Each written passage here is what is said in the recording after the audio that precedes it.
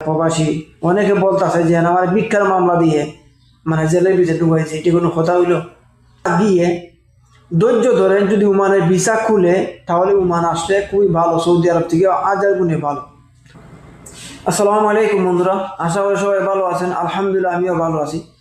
মানে একটা কথা না বলে আমি পারতেছি না যে সৌদি আরবের প্রবাসীর অবস্থাটা তো আপনারা দেখতেছেন বর্তমানে ফেসবুকে, অনলাইনে, ইউটিউবে সব কিছুতেই দেখতেছেন যে সৌদি আরবের প্রবাসী কতটুকু অত্যাচারিত হয়ে তারপরে বাংলাদেশে তাদেরকে ফাটিয়ে দেওয়া হচ্ছে।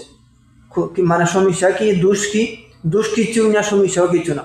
ভিসা পথেহা সব কিছু ঠিক আছে, আরবাও ঠিক আছে, মালিকও ঠিক আছে, সব কিছু ঠিক আছে, কপিল টপিল সব কিছু ঠিক আছে। তারপরেও সৌদি আরবের প্রবাসীর উপরে, বাংলাদেশের প্রবাসীর উপরে অত্যাচার হইতেছে। আমরা তো মানে ফেসবুকে, ইউটিউবে ঢুকলেই দেখা যায় যে বিনা কারণে কোনো দোষ নাই, শুরুতায় পুলিশে ধরে ফেলছে, ধরে যে কোনো একটা, অনেকে বলতেছে যে এই ভিক্ষার মামলা দিয়ে দেশতে অজুহাত দেখাইয়া ভিক্ষার মামলা দিয়ে জেলে ঢুকিয়ে দিয়েছে, 2-3 মাস জেল খাটতে হইতেছে, আবার দেশেতে পাঠাই দিতেছে। এই মানে সৌদি আরবের অবস্থাটা, প্রবাসীদের উপরে এইরকম অত্যাচারটা হচ্ছে।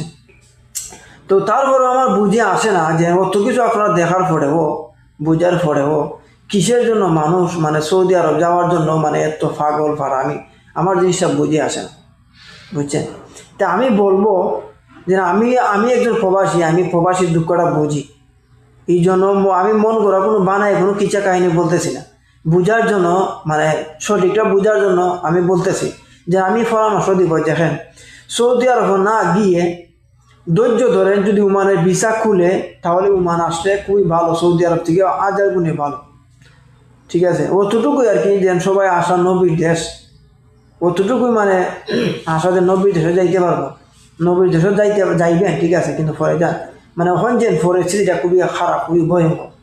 তাই আমি বলি যে সৌদি আরব থেকে ওমান বহুত ভালো, যদি ওমানে ভিসা খুলে তাহলে ওমান ধৈর্য ধরেন, ভিসা খুলে ওমানে আসে। সৌদি আরব যে অবস্থা, গিয়া কোনো ফায়দা নেই, এই 4 লাখ টাকা 5 লাখ টাকা গিয়া কোনো ফায়দা নেই, কোনো লাভ নেই।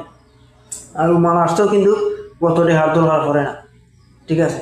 আর ওমানে দেখেন, ওমান একটা জিনিস, এখন বর্তমানে যে পরিস্থিতিটা, ওমানে যদি ভিসা পথেহা যার নাই তাদেরকে ধরে না, ধরলেও আবার সাইডে দেয়, বুঝে আসে না আমার কিসের জন্য সাইডে দেয়, আমরা নিজের চোখে দেখা। আবার সুযোগ দিছে যারা ভিসা পথেহা নাই, তারা আবার ভিসা পথেহা নতুন হইয়া আবার লাগাইতে পারবে, কোনো ধরনের কোনো সমস্যা নাই।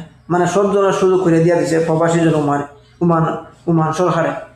তো 1000 গুণে প্রবাসীদের জন্য ওই ওমান খুবই ভালো। তা আমি পরামর্শটা এইটুই দিব যেন সৌদি আরব যাইয়েন না। সৌদি আরবের যে অবস্থাটা আমি দেখতেছি, আমরা ইউটিউবে, ফেসবুকে যে অবস্থা দেখতেছি প্রবাসীদের উপর বিনা কারণে অত্যাচার, মানে বুঝেই আসে না কিসের জন্য তারা এইগুলো মানে এই সমস্ত করতে দেবে। হাজার হাজার মানে প্রবাসী অনেকে বলতেছে যে আমার ভিক্ষার মামলা দিয়ে মানে জেলের ভিতরে ঢুকাইছে, এটি কোনো কথা হইল? ভিক্ষার মামলা দিয়ে জেলের মাঝে ঢুকাই দিছে, ভিক্ষার মামলা দিয়ে দেশের মাঝে ফাটিয়ে দিতেছে। এই হইল মানে এই সৌদি আরবের প্রবাসীদের অবস্থা, বাঙালির, বুঝছেন? তো যাই হোক, আশা করি আমার কথাগুলো বুঝতে পারছেন। যদি বুঝতে পারেন তাহলে অবশ্যই আপনারা যাইবেন, আমি মানে নিষেধ করব। আর যদিও যান তাহলে ভালো লিখিয়ে যাচাই বাছাই করে ভালো মানুষের হাত ধরে আপনি যান, দালালের চক্কর ফক্করও যাইয়েন না।